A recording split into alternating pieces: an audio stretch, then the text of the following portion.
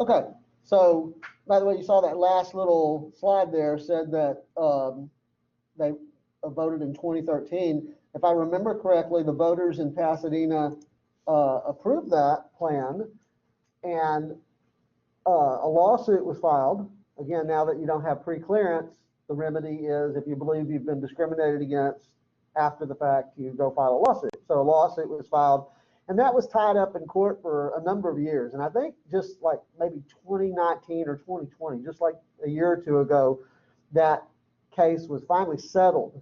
It wasn't actually decided by court, but it was settled, and I think that Pasadena has pretty much dropped that plan for the most part. It's certainly a very modified version of the plan now. So, but let's make sure everybody's clear on why some people take issue with this plan, and what does it mean? At large versus single member districts. Okay, so does anybody remember how many districts they said Pasadena had before all this started? No, I think it's an 8. It's an 8. So let's say this is the boundary, the city limit of Pasadena. Whatever these 8 districts look like, okay? 1, 2, 3, 4, 5, 6, 7, 8. Okay? The district lines are going to be drawn so that each of these 8 districts are roughly equal in population. But remember what we said in a different context a few minutes ago. Neighborhoods tend to be segregated just because of where people live. So maybe this is a predominantly, Hispanic district. This is a predominantly Hispanic district. And, these are largely Anglo, okay? And these are kind of mixed, let's say. Something like that, right?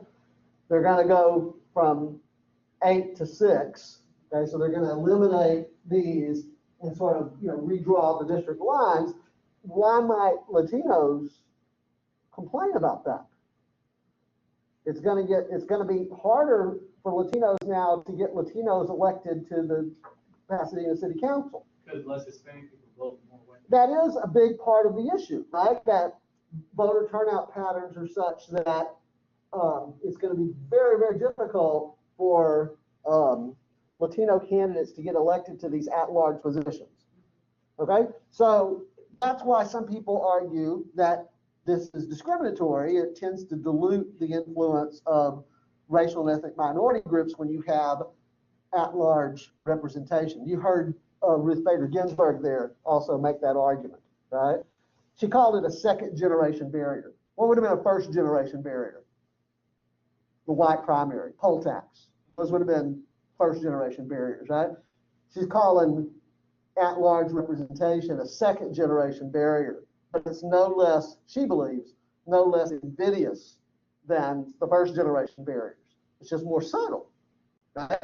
More nuanced. It's smarter. Okay, so that's what that's what this video is talking about in the ramifications of the Supreme Court's decision in Shelby County versus Holder. Now, how does that? This is just one example of the ramifications of that decision. As I hinted, another ramification of the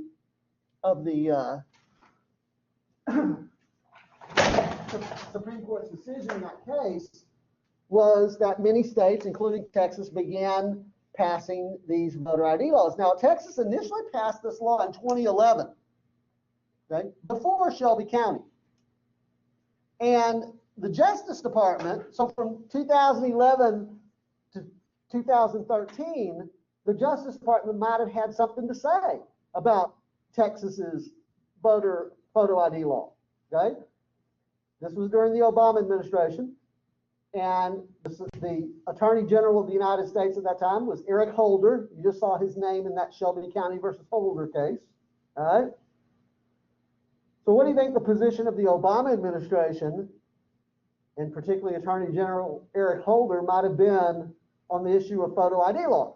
It kind of limits who's allowed to register. Yeah, their general view was that they're discriminatory. Yeah. And actually the Justice Department entered a finding that the Texas law was a violation of the Voting Rights Act. And so for a couple of years there, the Texas law did not take effect.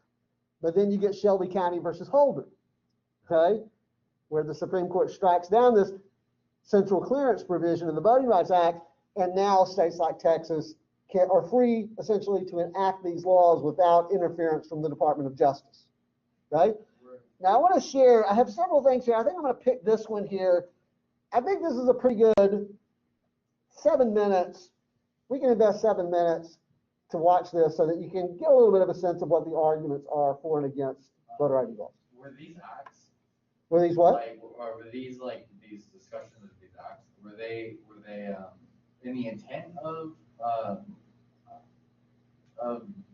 this discriminatory voting, or were they the intent was something else? But it just happened that It depends on who you ask. If you ask the people who support photo ID laws, they'll say no, it's not intended to be discriminatory. It's intended to make sure there's no voter fraud. If you ask the people who oppose them, they'll say yes, it absolutely is intended to be discriminatory. They know what they're doing, right? They're being clever, right? That's their response, and that's what you're going to get in this video, this one that we're going to watch right here. Okay. All right. So this is about a 7-minute video that aired on MSNBC back during the height of this debate. Okay?